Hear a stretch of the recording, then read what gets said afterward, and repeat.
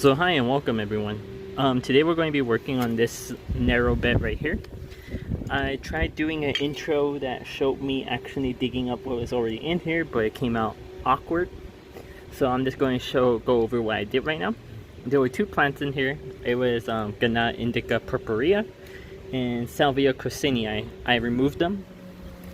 Here they are. This is the Ghana indica purpurea.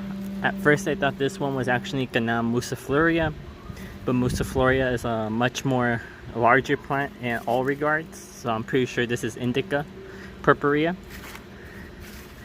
And then over here we have Salvia coccinei with a Ghana growing in it.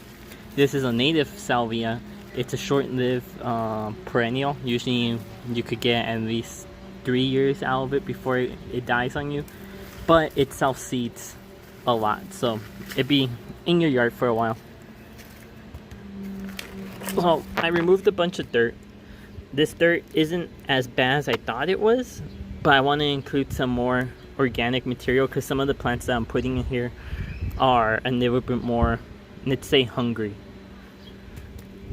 So this dirt, I probably use it in a container. The rest of this we could push back in so we can have clean space. And what I'm going to do is I am going to include composted mulch. A lot of the plants I'm putting are actually from forested areas around the world. I think most of them are from Asia actually. So I want to give them kind of like a leaf mold kind of soil. So with leaf mold, it's pretty much what it sounds. It's broken down leaves and bark. And composted mulch is perfect. So let's awkwardly have to do this one-handed. Ah, there's a little hole. Let's see. I could stick my thumb through there. Yeah. Let's see.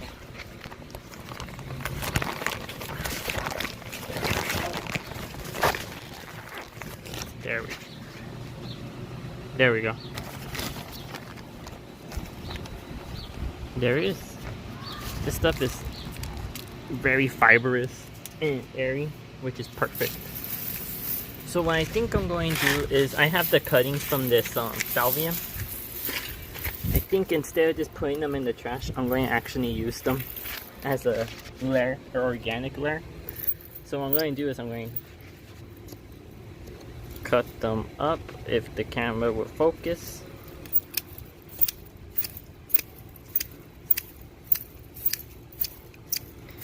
And what this is going to do is that it's pretty much going to return what nutrients this salvia used back into the soil. Composting without having to have a compost bin. Okay, so I'm going to blanket the bottom of this section with that. And hopefully that breaks down. And then we're going to get our bag of mulch. Trying not to make a mess. And bring it over here. Hard to do one-handed. I'm just going to blanket it.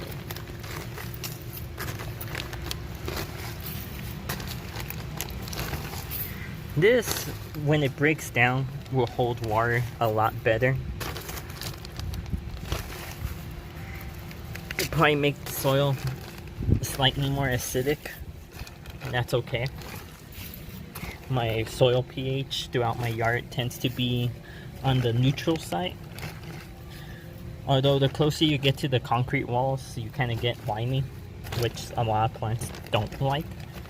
So I guess putting this mulch will actually, putting this composted mulch will help keep the pH a little bit more on the neutral to acidic side. Okay.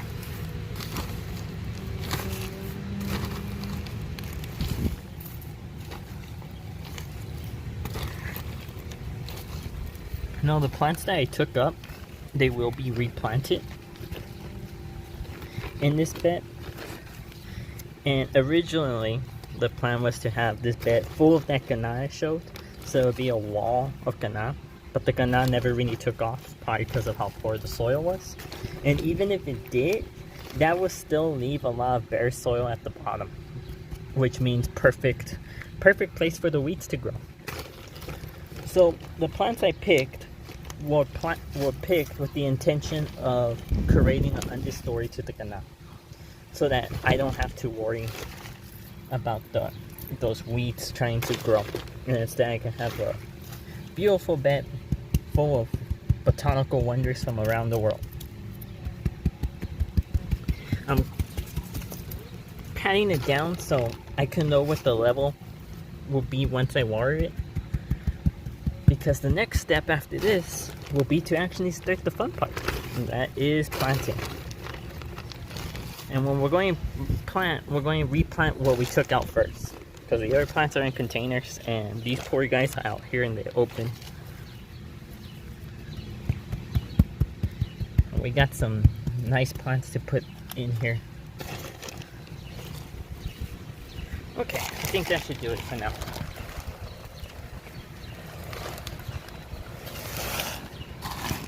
So we're going to replant the... Let's do the salvia first. So let's talk about this salvia a little bit while we replant it. It's a native salvia, like I said earlier. Short-lived, self-seeds. You can find it usually probably in the lower Chihuahua Desert, Houston area. It tends to like a little bit more moisture. But it is pretty drought tolerant. There's a couple of other species of salvia that are native that actually resemble this one, so don't get confused. All of them are good, so it doesn't really matter. There we go. There's different cultivars of this salvia out. I've seen white ones, and I think it's called white nymph. There's a pink one, Bressingham white, pink, sorry. And they're all super easy to grow. In fact, most people who grow this probably either bought it as a plug plant, or they grew it from seed. Like the majority of salvias, this one probably prefers I've never grown it from seed. I bought it as a plug plant, so I'm talking from anecdotal evidence.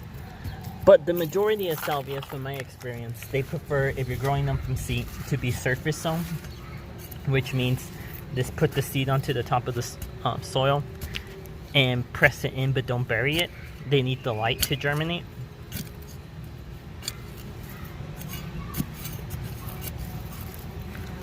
And then after that, just keep the soil evenly moist and they should take off. But it's a very good plant if you're trying to get your kids into gardening. Super easy. Hummingbirds love it. I've seen native bees go to it too, especially some of the smaller ones like the Lacier glossum gloop. And I also seen honeybees, which is kind of weird because they say bees cannot see the color red that well, and the species form is red. So, but you know what they say, bees don't read books, so. Okay. Burying them.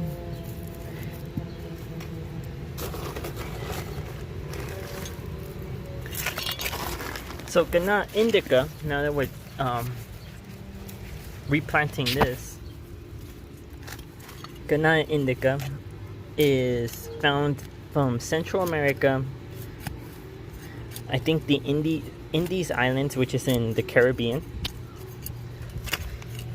and I think it's just part of South America. I know the United States actually has native Ganas that are found in Florida and southern Texas, but I want to say that Gana indica is not one of those. It's probably naturalized. One of the common names of Gana indica is Indian shot, because the flowers they're tiny red flowers for a Gana. Usually when you think Ganas, they're these big tropical looking flowers. Well, this one is not. It's tiny little red flowers, very good for attracting hummingbirds. And apparently they look like little Indian arrows, so they call them Indian shots. And hopefully these guys bloom later this year, and I could show you an update on this bed and also on the ganas, the actual flower. Okay, so we have a couple more rhizomes to put, and I want to space them out. So we could put that one right there, and then this new one right here. So let's work on the new one.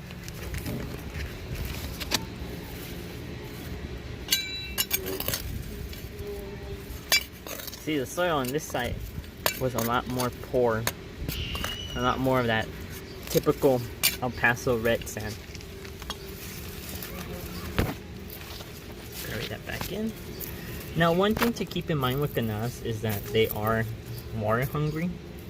So if you're growing ganas in the desert like me, always amend the soil, put in a bunch of manure, compost, mulch, so it holds on to that moisture better. And secondly, after you do that, mulch the soil so the surface layer doesn't dry up. Ganas that don't get a lot of water tend to be stunted, and I believe that's what happened to these, because we used to have some of these somewhere else in the yard and they grew like weeds. Like, they'd be my height, and I'm 5'8" by like right now this year, and by the end of the year they were probably almost like 7-8 feet. So they grow quick. And here these guys have been at a standstill. Again, I think it's because of the soil wasn't the best that it could be. Now, I could cut these ganas back and it will regrow, but I think they should be fine. If they start to show a lot of stress, I will do that and give them the opportunity to rebound.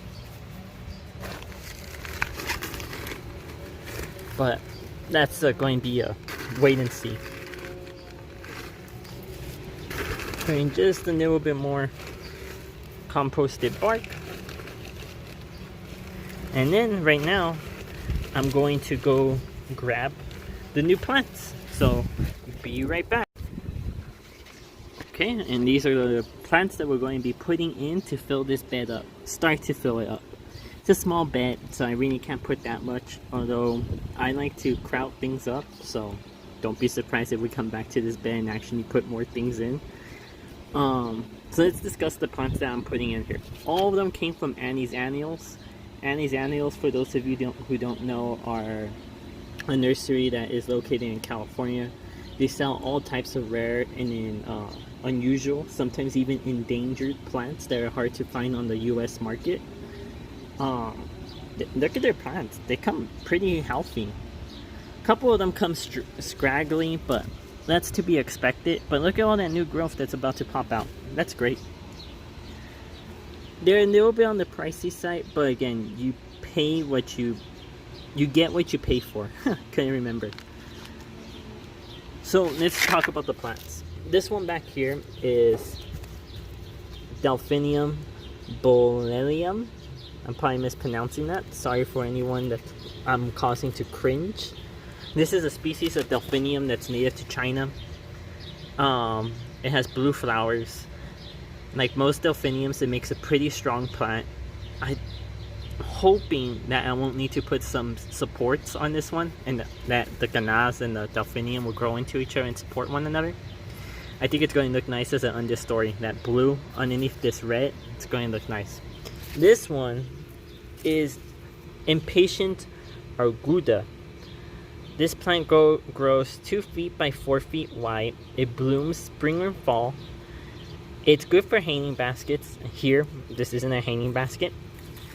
But a lot of us are familiar with impatiens as being bedding plants. Most of them are, that most people have experience with, is Impatiens wallinii. Well, I can't say the name, but the species name starts with a W. But the genus Impatiens is extremely diverse. And most Impatiens, when you grow them, they're probably going to be annuals, especially if you're buying them from like Home Depot, Lowe's. But there are perennial Impatiens out there. This Impatien right here is also from Asia. It actually makes a tuber like a potato. Don't eat it. And it overwinters that way. So in zone 8, it's actually hardy. And it has these really nice purple, like pale bluish purple flowers.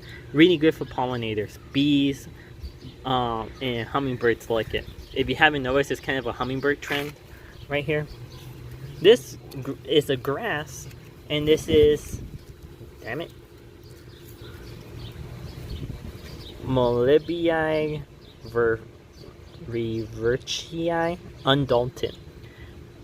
A common name for it is Murray grass. Most of us have probably experienced with pink Murray grass. This one has kind of beigeish, pinkish plumes. That's the flowering part. It's a Texas native, drought tolerant, and it's going to create very airy texture. In fact, one of the plants I want to include in here that I don't have my hands on yet is a carex, which is a grass-like plant. But once we get it, we talk about it. Now this one is going to be the star of the show. This is Hispicus cispellantius. It grows 5 feet tall. It's a fast grower and has pink flowers June to November, so pretty much until frost. It's hardy to zone 9, and I think I could get away with it here at the wall because it's underneath a tree. It's next to a wall. There's a pool nearby, so the temperatures are probably a little bit more moderate. This plant is going to be the upper story to the canals. Now next is this one, Geum Colelion var Flora Plana. I think this one is called Blazing Sunset. Nice orange flower. The next plant is Cupii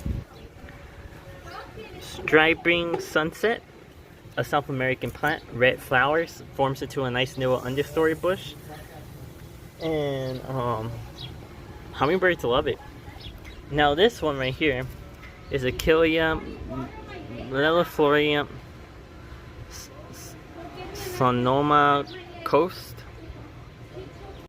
So I had some camera troubles last night and had to stop the video. So if this video comes out kind of chunky wonky, that's because I was having technical difficulties. But here are the plants planted. As you can see, they're a little bit beaten up, but that's to be expected, especially the canas. If you remember from the first part of this video, they were tall. Today in the morning when I came out, they were all weeping like this, so had to cut them in half so that they could not be as stressed, not have to support all that big leaves. You probably set these plants back for the season, but that's okay. Everything else looks pretty okay, a little bit wilty, but that's typical. A lot of times plants will go into shock, slight shock, but they should recover. The one that has me most worried is the impatiens. But let's go over the plants one more time. Right here we have Impatiens argura. Oh, you see that's all wilty. Native to Asia, purple flowers, really nice hummingbird attractive. We got a Delphinium, which will have blue flowers. Delphinium balladonium, I believe, also native to Asia. Molybia, which will give us some grassy texture. Our upper story, which will be the Hispicus, Geum, Cupii, Achillea, native Salvia cosaninii. If that one dies, I'm actually going to replace it with the pink one called Pink Nymph. I just need to find the seeds because there's not that much pink in here. So yeah, that's this bed completed. I update you guys as I add new stuff. A couple of the things I would like to add is carex from the Everglow series, I believe. Heuchera lime marmalade, that's salvia, and probably a fern or two, because this is pretty shady and I like that texture. So yeah, thank you for watching. There's going to be another big bed makeover pretty soon, so keep your eye out for that. Feel free to comment and subscribe. Thank you for watching.